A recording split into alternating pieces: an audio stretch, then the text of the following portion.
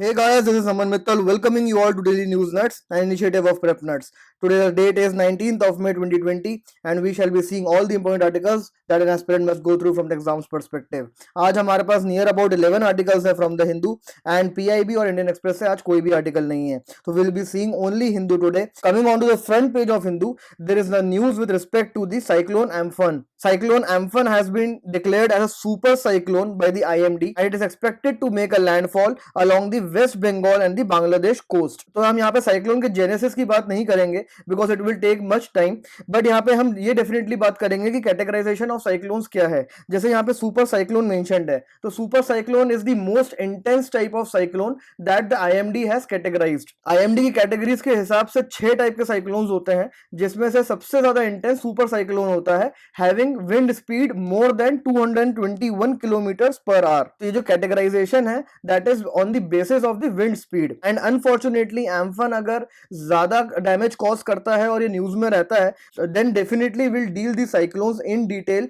As of now you just have to remember the name Amphan from the prelims point of view and make note of the categorisation done by the IMD which is done on the basis of the wind speed. तो 6 कैटेगराइजेशंस होती हैं. एक low pressure होता है, एक depression होता है, एक डीप डिप्रेशन होता है, next is the cyclonic storm, then severe cyclonic storms and then it is super cyclone. तो ये 6 कैटेगरीज हैं जैसे कि मैंने आपको बताया. सो अभी के लिए this is more than sufficient for this article. Now moving on to the editorial page, as again we have in between all the news which is city और the region specific. So on the editorial page we have an article a jolt to national energy security, जिसमें basically electricity bill 2020 की बात करी है जो government अप्रैल के month में लेके आई थी and which is open for the public suggestions. तो उस बिल को यहाँ पे क्रिटिसाइज किया गया है. तो उसके जो मेजर क्रिटिसिज्म है वो हम यहाँ पे देख लेते हैं. Apart from the basic information that the article gives us about the discoms in India. तो जो अभी इलेक्ट्रिसिटी का रेगुलेशन होता है इंडिया में वो इलेक्ट्रिसिटी एक्ट 2003 के थ्रू होता है and electricity falls under the concurrent list with in the constitution of the India. तो इस पे स्टेट और सेंटर दोनों अपने लॉज बना सकते हैं but the centre's law will prevail in case of conflict between state and centre. तो with regards to the health of distribution companies in India the article says that the cost of power purchase for discoms amount to about 80% of their overall expenses. तो you can easily imagine कि discoms जो हैं वो India में कितने thin margin पे operate करते हैं बिकॉज 80% कॉस्ट उनकी पावर को परचेज करने में चली जाती है. And the operation of the discoms is on the basis of the 2 part tariff policy जो कि वर्ल्ड बैंक ने सजेस्ट करी थी. इस पॉलिसी में बेसिकली 2 पार्ट्स हैं जैसे कि नाम सजेस्ट करता है. The first is the long term power purchase agreements that is PPA, जिसका मतलब ये है कि एक फिक्स्ड कॉस्ट पे प्री एग्रीमेंट हो जाता है between the discoms and the power producing companies कि डिस्कॉम्स जो हैं उस फिक्स्ड कॉस्ट पे पावर परचेज करेंगी respective of the fluctuations in the demand. And the second component of the 2 part policy is a variable component जिसमें variable charge होता है of the fuel. तो फ्यूल जैसे वेरी करेगा ये चार्ज भी वेरी करेगा. तो एक हो गया इसमें फिक्स्ड कॉस्ट, सेकंड हो गया variable cost. Variable cost tied है फ्यूल से तो it is easy to understand, but जो फिक्स्ड कॉस्ट है ये डिस्कॉम्स की हेल्थ को काफी एडवर्सली अफेक्ट करती है. बिकॉज आप ऐसे समझने की कोशिश करिए कि एक डिस्ट्रीब्यूशन कंपनी ने एग्रीमेंट कर लिया कि हम पूरे साल आपसे पावर खरीदेंगे एट अ सर्टेन रेट, और अगर उसके कंज्यूमर बेस की रिक्वायरमेंट किसी कारण से कम हो गई, जैसे कि हम कोरोना वायरस का एग्जांपल ले लें कि अभी सारे इंडस्ट्रीज जो हैं वो शट हैं तो इलेक्ट्रिसिटी की डिमांड इतनी नहीं है, लेकिन डिस्कॉम्स ने फिक्स्ड कॉस्ट पे ऑलरेडी एग्रीमेंट करा हुआ है और उनको वो कॉस्ट पे करनी पड़ेगी. और डिस्कॉम्स जो इलेक्ट्रिसिटी खरीद चुके हैं क्योंकि वो उसको डाउनस्ट्रीम में नहीं भेज सकते because of the shutdown, so the entire loss has to be borne by the discoms out here. Second factor जो डिस्कॉम्स की हेल्थ को एडवर्सली अफेक्ट करता है that is the over estimation done by the central electricity authority. तो central electricity authority जो है continuously ऐसे देखा जा रहा है कि ये पावर प्रोजेक्शन का ओवर एस्टिमेशन लगाती है. तो इसके कारण डिस्कॉम्स जो है वो power purchase agreements higher cost पे करते हैं बिकॉज उनको ऐसा लगता है कि पावर डिमांड जो है वो आगे बढ़ेगी क्योंकि सेंट्रल इलेक्ट्रिसिटी अथॉरिटी ने बोला है, जिसके कारण ऑब्वियस है कि रेट्स भी हाई मिलेंगे और वो उस रेट्स पे परचेज कर लेते हैं. For example central electricity electricity authority ने पावर प्रोजेक्शन की डिमांड 2019-20 के ईयर में 70 गीगावाट से एक्स्ट्रा करी थी। तो ये जो 70 गीगावाट्स की कॉस्ट बेयर करी, ये डिस्कॉम्स ने करी, बिकॉज उन्होंने तो अपने एग्रीमेंट्स के थ्रू ये पावर का कॉस्ट पहले ही पे कर दिया है और ये पावर यूज नहीं हुई because it was an over estimation. तो इसका जो लॉस है वो डिस्कॉम्स ने बेयर करा। और इस ओवर एस्टिमेशन के कारण एक चीज और अफेक्ट होती है, that is the load factor. Now load factor is basically the average demand upon the peak demand. तो इंडिया में जो इलेक्ट्रिसिटी जनरेटिंग प्लांट्स हैं उनका लो फैक्टर हमेशा कम ही रहता है। It's near about 56% even before the corona virus pandemic. तो ये लोड फैक्टर कम क्यों हुआ? बिकॉज पीक डिमांड जो है ये ओवर एस्टिमेशन के कारण हाई रहेगी और जो एवरेज डिमांड है वो रियलिस्टिक है और वो कम आएगी। तो जो लोड फैक्टर है वो डेफिनेटली रिड्यूस हो जाएगा। The third factor that affected the health of the discoms is the renewable energy, जहां पे 2010 से ये रूल लेके आया गया कि डिस्कॉम्स को सारी रिन्यूएबल पावर जो भी जनरेट हो रही है वो एब्सॉर्ब करनी पड़ेगी इरिस्पेक्टिव ऑफ द रेट। और रिन्यूएबल प्लांट्स जो हैं वो ऑलवेज रनिंग स्टेट में होने चाहिए। तो यहाँ पे ये समझना इंपॉर्टेंट है कि जो रिन्यूएबल एनर्जी प्लांट्स हैं उनका जो टैरिफ है इलेक्ट्रिसिटी का वो यूजुअली हाई रहता है because of the high investment reasons. तो अगर उनका इलेक्ट्रिसिटी टैरिफ हाई रहता है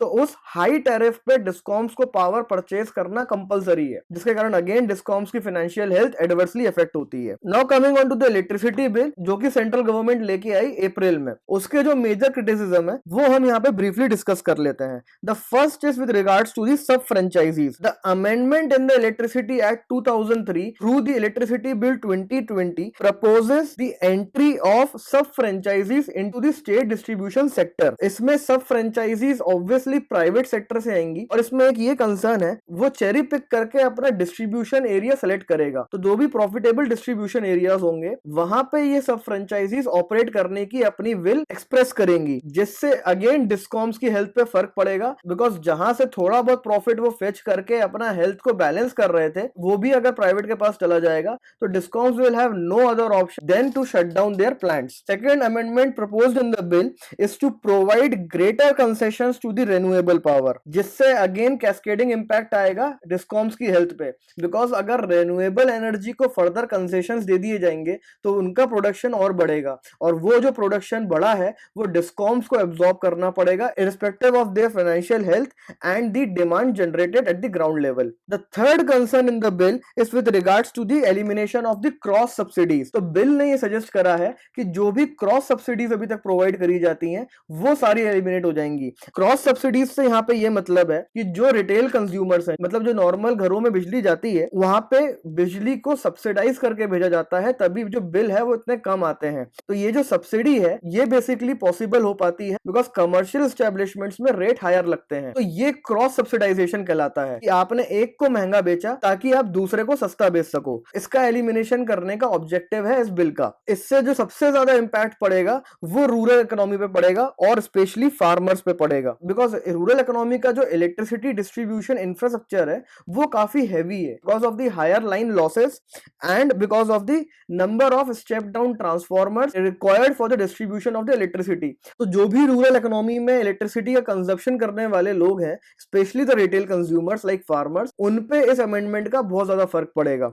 and the second concern with respect to the elimination of the cross subsidy कि स्टेट गवर्नमेंट्स को ऐसा बोल दिया गया है कि अगर आपको लगता है कि आपको सब्सिडीज देनी चाहिए तो you can provide the subsidies but the centre will not bear the burden. तो स्टेट्स जो ऑलरेडी फाइनेंशियली बहुत ज्यादा बर्डन्ड है and are heavily dependent upon the centre for the devolution of the funds, they will have to bear this extra burden. The next concern is with respect to the centralisation of the powers because state regulators को according to the amendment in the electricity bill 2020 अब एक central selection committee appoint करेगी, ना कि अब वो states के through appoint किए जाएंगे। तो जो स्टेट के रेगुलेटर की ऑटोनॉमी है, इंडिपेंडेंस है, वो कंप्लीटली चली जाएगी। And the last concern again is with respect to the centralisation because the amendment seeks to establish a centralised electricity contract enforcement authority, that is ECEA। तो ये जो अथॉरिटी है इसके पास पावर होगी एजुकेट करने की सारे डिस्प्यूट्स को जो अभी तक स्टेट इलेक्ट्रिसिटी रेगुलेटरी कमीशंस करते आए हैं। So this act is a manifestation of the centralization of the powers when we live in the era where we are inspired by the decentralization. तो यहाँ से आपको मेजर लिमिटेशंस मिलते हैं electricity bill 2020 के, और आपको डिस्ट्रीब्यूशन कंपनीज की हेल्थ का आइडिया लगता है एंड रीजंस पता चलते हैं कि उनकी हेल्थ इतनी एडवर्सली अफेक्टेड क्यों है. Now moving on to the next article, that is the faking danger. So this article is basically upon the use of the sedition law against the generalists. तो इसमें दो चीजें इन्वॉल्व है, एक तो sedition law इन्वॉल्व है and दूसरा freedom of press involve है. sedition law हमेशा न्यूज में रहता है और इसीलिए इंपॉर्टेंट है. इस आर्टिकल में हमें sedition law के रिगार्डिंग कुछ लेटेस्ट एग्जांपल्स ही मिलते हैं बस, बट sedition law के रिगार्डिंग हमें कुछ बेसिक्स पता होने चाहिए जो हम यूज कर सके एज एंड व्हेन रिक्वायर्ड. तो sedition law की अगर हम बात करें तो it is basically section 124A of the IPC drafted by the Macaulay in 1870. Sedition is a non-bailable offense and it is a cognizable offense. Non-bailable से मतलब है इसमें बेल नहीं हो सकती है, and second is cognizable मतलब without a judicial instruction or without an instruction from the judicial authority, police has powers to arrest the person. There can be imprisonment up to 3 years with fine. Sedition law को challenge किया गया था 1962 में supreme court में to declare it unconstitutional, but Supreme Court upheld the constitutional validity of the section 124A and they declared it to be inconsistent with the article 19(1)A, that is reasonable restrictions of freedom of speech and expression. But उन्होंने sedition की application के regarding एक बात बोली, और वो ये है कि sedition law को apply करने के लिए एक condition satisfy होनी चाहिए, that is there should be incitement of violence. तो जो हम सुप्रीम कोर्ट के केस की भी बात कर रहे हैं वो केस केदारनाथ जजमेंट से फेमस है and you should know the name of the judgment. But India में प्रॉब्लम ये है कि जो पुलिस ऑफिशियल्स हैं और जो लोअर जुडिशरी है वो इसको बहुत फ्रीक्वेंटली स्लैप करते हैं upon the people just because of the fact that either they are unaware of the Kedarnath judgement और they act under the influence of the ruling political party. So this act has been used many a times to curb the dissent and criticism. तो India में काफी time से ये debate चल रही है कि सेडिशन लॉ को वॉइड डिक्लेयर कर देना चाहिए. Even Mahatma Gandhi who was booked under the sedition law way back in 1920s he said that this law suppresses the liberty of the citizen. तो फ्रीडम स्ट्रगल के टाइम पे दो इंपॉर्टेंट लीडर्स आपको पता होने चाहिए जिन पे सेडिशन लॉ लगा था. First is Mahatma Gandhi and second is Bal Gangadhar Tilak and they both were in favour of removing the sedition law all together. तो ये कुछ बेसिक्स हैं जो आपको पता होने चाहिए और इस आर्टिकल से आप रीसेंट एग्जांपल पिक कर सकते हो जो आप यूज कर सकते हो while writing or while speaking about the sedition law in India. Now moving on to the next article, call for WHO probe into virus origin. So this is again important just for the one fact that India has backed a draft resolution at the World Health Assembly, that is WHA, जिसका India अभी chairperson बनने वाला है मई के month में, जो एक decision making executive body है ऑफ द WHO. इस WHO का एक ड्राफ्ट रेजोल्यूशन है जिसको इंडिया ने सपोर्ट करा है और जो ये कहता है कि ग्लोबल इन्वेस्टिगेशन होनी चाहिए to look into the spread of the corona virus, कि कोरोना वायरस कहां से आया, उसका स्प्रेड कैसे था, वो कैसे फैला, from the research and the studies perspective. इसका यही ऑब्जेक्टिव है. तो इंडिया ने इसको बैक करा है और अफ्रीकन नेशंस ने इंडिया की बैकिंग को बैक करा है. So this resolution has got tremendous support from the nations, but the thing is that China does not want any kind of investigation to be conducted till the coronavirus epidemic is not over. So if this investigation is conducted, it will be used for the research purpose, number one. Secondly, it can be used for the future interventions and reducing the risk of the similar events in the later future. So इस article में बस यही important है that you must know. Now let's move on to the next article. US aid to fund 200 ventilators for India. US aid, which is United States Agency for International Development, इसने India को 200 ventilators provide करने का decision लिया है. तो India provided US hydroxychloroquine and now US is providing India 200 ventilators. जबकि US इस वक्त जो है वो मोस्ट इन्फेक्टेड कंट्री है. It is reeling under the corona virus epidemic and it is not coming out to help any other country. Even US ने WHO की funding भी रोक दी है, बट स्टिल यूएस जो है वो इंडिया को 200 वेंटिलेटर्स प्रोवाइड कर रहा है. What we can derive from this article is basically the warmth that both the countries enjoy in their relations. So you can express the warmth by mentioning this example whenever a question is put to you with regards to the India-US relations at the time of the coronavirus pandemic, especially when the US followed the strategy of isolation. Now moving on to the next article, unknown sources funding parties. तो ADR that is the association for democratic reforms, ये एक non profit organisation है और इसने एक अभी study conduct करी जिसमें ये पता लगा कि more than half of the income of the regional parties came from unknown sources. मतलब आधे से ज्यादा इनकम जो रीजनल पार्टी की है वो अननोन सोर्सेज से आई है और उस इनकम में से 90% इनकम जो है वो इलेक्टोरल बॉन्ड्स के थ्रू आई है। तो बस एक यही फैक्ट है इस न्यूज में जो आपको पता होना चाहिए, because electoral bonds are continuously in news. Supreme Court ने इलेक्टोरल बॉन्ड्स पे स्टे लगाने से लास्ट ईयर मना कर दिया था। Electoral bonds do not disclose the identity of the donors. Electoral bonds में फॉरेन कंट्रीब्यूशन भी अलाउड है, that is electoral bonds have been exempted from the foreign contribution and the regulations act of 2010। इसके कारण use of money power in the politics extensively increase हो गई है and public in general must be aware of all the donations and the donors, and this can be done by bringing the electoral bonds under the RTI ambit. So whenever you are required to critically analyze the electoral bonds, so you have a data with you which can be used effectively by you. Now moving on to the next article, are the United States and China entering a new cold war? So China US के relations जो हैं वो continuously गिर रहे हैं, वो continuously deteriorate हो रहे हैं and कोरोना वायरस ने deterioration को further accelerate कर दिया है। तो ट्रंप ने 15th of May को चाइना को थ्रेटन किया कि हम कंप्लीट रिलेशन कट ऑफ कर देंगे चाइना के साथ। और कोरोना वायरस के रिगार्डिंग ट्रंप ने पहले भी अपनी इंटेलिजेंस एजेंसीज को ये ऑर्डर दिया था कि you find evidence to substantiate the theory that the corona virus is lab created and also Trump has asked for the compensation from the China for the damages caused by the corona virus. तो इस type की जो activities हैं इससे clearly ये show हो रहा है that US and China confronting each other at the next level. तो इस आर्टिकल से बस कुछ ही इंपॉर्टेंट पॉइंट्स हैं जो हमें एक्सट्रैक्ट करने हैं। The first is with respect to the origin of the cold war. तो जो वर्ल्ड वॉर 2 के बाद कोल्ड वॉर इनिशिएट हुआ था between the US and the Soviet union that is USSR, उसका ओरिजिन क्या था? सो उसका ओरिजिन बेसिकली टेलीग्राम एक्सचेंजेस से ट्रेस किया गया है। मैं टेलीग्राम ऐप की बात नहीं कर रहा हूं यहाँ पे, जो टेलीग्राम सेंड हुआ करते थे पहले उनकी बात कर रहा हूं। तो एक रशियन एम्बेसडर था नोविकोव, उसने एक टेलीग्राम सेंड करा था सोवियत गवर्नमेंट को और उसमें यह लिखा था कि सोवियत यूनियन को अपनी ईस्टर्न यूरोप में एक बफर क्रिएट कर लेना चाहिए बिकॉज यूएस जो है वो वर्ल्ड का डोमिनेशन करने का सोच रहा है। और ये जो टेलीग्राम था ये एक रिस्पॉन्स था बेसिकली, बिकॉज उसके पहले एक यूएस के एम्बेसडर ने यूएस गवर्नमेंट को एक टेलीग्राम सेंड करा था जिसमें यह लिखा था कि Soviet Union is heavily armed and determined to spread communism. तो ये जब दो टेलीग्राम्स दोनों गवर्नमेंट के पास पहुंचे उसके बाद कोल्ड वॉर इग्नाइट हुआ, ऐसा ट्रेस किया जाता है by the historians. And similarly अभी चाइना में एक इंटरनल रिपोर्ट आई by the ministry of state security जिसमें यह मेंशन्ड है कि जो हॉस्टिलिटी है between US and China it can lead to all out confrontation between the US and China.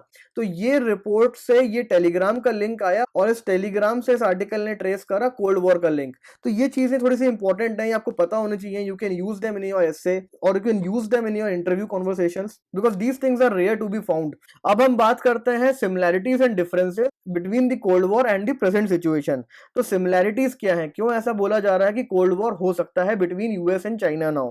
Similarities ये हैं कि पॉलिटिकल एलिट्स जो हैं, मतलब जो दोनों कंट्री के लीडर्स हैं, तो ये दोनों एक दूसरे को मेन राइवल्स समझते हैं। तो बेसिकली जब पॉलिटिकल लीडर्स एक दूसरे को हेट करना स्टार्ट कर देंगे तो डेफिनेट है कि जो पॉलिसीज हैं they will also fall in the line. And the second similarity out here is that the antagonism, मतलब जो हेट्रेड है बिटवीन बोथ द नेशंस वो सिर्फ अब पॉलिटिकल नहीं रह गई, it has become a popular perception now. इसका मतलब even the people of both the country have started to hate the other country. So these are some of the similarities जो cold war और present situation में देखने को मिलती हैं। But यहाँ पे कुछ डिफरेंसेस भी मेंशन्ड है जो कोल्ड वॉर के टाइम पे थे और यहाँ पे नहीं है। The first difference is the proxy conflicts. US and Soviet Union ने खुद को इन्वॉल्व किया था प्रॉक्सी वॉर्स में, like in Middle East, Vietnam, Cuba. तो at many places they both got involved into the proxy war, मतलब उन्होंने directly लड़ाई नहीं लड़ी but through a third party they used to confront each other. तो ऐसी कोई चीज अभी यूएस और चाइना के बीच में देखने को नहीं मिलती है। And the second difference is कि today the world is not bipolar. तब वर्ल्ड में सिर्फ दो सुपर पावर्स थी, that is US and Russia, और वो दोनों आपस में लड़ रही थी। तो बाकी कंट्रीज को अलाइन होना पड़ा किसी एक साइड। लेकिन सिचुएशन आज ऐसी नहीं है। यूएस और चाइना के अलावा काफी कंट्रीज ऐसी हैं जो अपने आप में सेल्फ सफिशिएंट हैं and they are huge powers like Japan, India, European Union, Russia etcetera. तो जो बाकी कंट्रीज हैं वो शायद प्रेजेंट सिचुएशन में इंक्लाइन ना हो या साइड्स ना चूज करें। So that was all important in this article. Now let us move on to the next article. Stimulus to cost only about 1% of the GDP. Atmanirbhar Bharat अभियान के पैकेज को हमने डिटेल में कवर करा है अपने क्रैड नेट्स में, और वहां पे 5 पॉइंटों के कंक्लूजन में हमने कहा था कि ये जो पैकेज है the cost of it is near about 2.2 lakhs only. तो यहाँ पे एक्सपर्ट्स के फाइनल एस्टिमेट्स आए हैं और उन्होंने इस कंप्लीट पैकेज को 1% ऑफ द जीडीपी बोला है, ना कि 10% जो कि गवर्नमेंट ने क्लेम करा था। Because most of the measures taken out here are either structural reforms और क्रेडिट बेस्ड इंसेंटिव्स। तो गवर्नमेंट के फिस्कल आउटले का जो पार्ट बनता है वो सिर्फ 1% बनता है, जो कि गवर्नमेंट डायरेक्ट पे करेगी फ्रॉम इट्स ट्रेजरी। बाकी जो भी है वो आरबीआई के थ्रू जाएगा, या वो स्ट्रक्चरल रिफॉर्म्स हैं which were pending for a long time and government has utilized this period to give effect to all those pending reforms, thereby bypassing the opposition and the scrutiny of the parliament। तो यहाँ पे actual figures mentioned है last paragraph में। Credit guarantee measures जो हैं वो 3/4 हैं और फिस्कल सपोर्ट जो है वो सिर्फ और सिर्फ 10% है। सो फॉर क्रिटिसाइजिंग द आत्मनिर्भर भारत अभियान you can use the facts from here. The next article is auto industry left out of the economic package. Again this gives you criticism of the आत्मनिर्भर भारत अभियान पैकेज कि automobile industry जिसने 18% contraction witness करा during the lockdown, उसके regarding entire package में कोई भी बात नहीं करी गई। So auto industry wants some of the measures to be taken जो उन्होंने यहाँ पे सजेस्ट करे हैं। First is with respect to the reduction in the GST rates. जो ऑटो इंडस्ट्री का कहना है कि 28% से रिड्यूस करके 18% कर देना चाहिए। Second is the introduction of the vehicle scrappage policy, जिसमें after 15 years of the vehicle's registration उस व्हीकल को स्क्रैप करना कंपलसरी कर दिया जाएगा। तो उससे ऑटो इंडस्ट्री को डेफिनेटली पुश मिलेगा और एक नया सेक्टर इमर्ज होगा, that is the scrappage sector. So auto industry is demanding the implementation of the vehicle scrappage policy which is still in its draft stage in the India. Last suggestion जो auto industry का है वो ये है कि जो dealers हैं, जो ऑटो डीलर्स हैं, उनको एमएसएमई एक्ट के अंदर डिफाइन कर दिया जाए so that they can take the benefits of the MSMEs. तो यहां से आपको एक क्रिटिसिज्म भी मिलता है और यहां से आपको कुछ पॉइंट्स भी मिलते हैं जो ऑटो इंडस्ट्री को बूस्ट करने के लिए इंपॉर्टेंट है। So now let's move on to the next article. Rare palm from Andaman gets second home. तो एक पाम ट्री है जो कि सिर्फ साउथ अंडमान आइलैंड में मिलता है and it is critically endangered. उस पाम ट्री का नाम है पेनंगा अंडमानेसिस। तो ये एक साइंटिफिक नेम है, बट आपको प्रीलिम्स पॉइंट ऑफ व्यू से पता होना चाहिए just because it is critically endangered. और अभी इसको केरला में ट्रांसलोकेट करके वहां पे इसको फॉस्टर किया जा रहा है। So this article being the last article of the day will wrap up the daily news notes of the day. We expect you to post your comments, queries, suggestions in the comment section below. Keep learning guys, thank you.